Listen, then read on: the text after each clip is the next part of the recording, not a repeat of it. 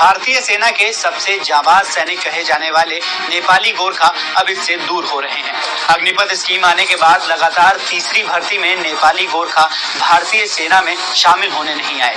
ऐसी खबरें भी हैं कि गोरखा अब चीन की पीपल्स लिबरेशन आर्मी यानी पीएलए में भर्ती हो रहे हैं।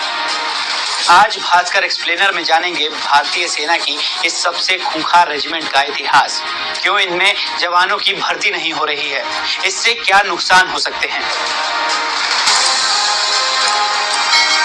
साल था 1814। 3500 अंग्रेज सैनिकों से सिर्फ 600 गोरखाओं ने लोहा लिया। करीब 1.5 साल तक चले इस युद्ध में अंग्रेज सेना को अपने कई मंसूबों में नाकामी मिली। बलभद्र कुंवर की अगुवाई में गोरखा सैनिकों ने 800 अंग्रेजों को मार गिराया। इन गोरखाओं की बहादुरी से ब्रिटिश जनरल डेविड ऑक्टोलोनी इतने प्रभावित हुए कि साल 1815 में इनके लिए सेना में एक रेजिमेंट बनाई गई। 1947 में जब भारत आजाद हुआ तब सेना में इनकी 10 रेजिमेंट थी। भारत, ब्रिटेन और नेपाल के बीच हुए एक समझौते के तहत सेना में नेपाली गोरखाओं की भर्ती होती है।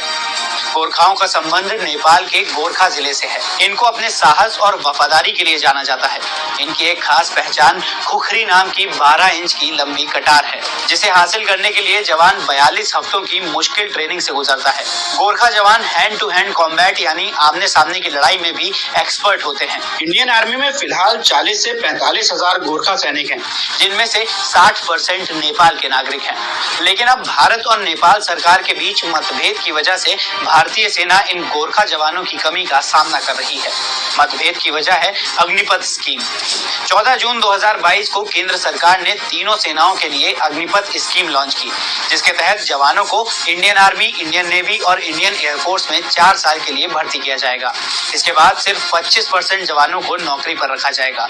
लेकिन नेपाली युवाओं का आरोप है कि इस स्कीम को लेकर भारत सरकार ने कोई स्पष्ट जानकारी नहीं दी, जिसके चलते उन्हें बेरोजगारी और आर्थिक संकट का डर सता रहा है। वहीं पिछले साल से नेपाल में जारी सियासी उथल-पुथल के चलते नेपाल सरकार ने युवाओं को भर्ती रैली में शामिल होने की इजाजत भी नहीं दी। आलम यह है कि देश में इस समस्या पर चर्चा भी नहीं हो रही है। काठमांडू के centre for south Asian studies के मुताबिक युवाओं को भर्ती रैली में नहीं भेजने की वजह इस योजना के तहत 4 साल बाद होने वाली वापसी है।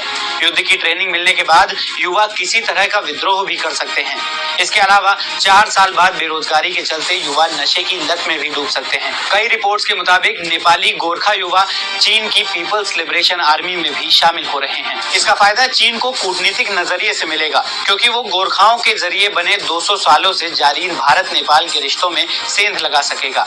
इसके अलावा चीन के hand to hand combat skills में अपनी सैन्य ताकत भी बढ़ा सकेगा।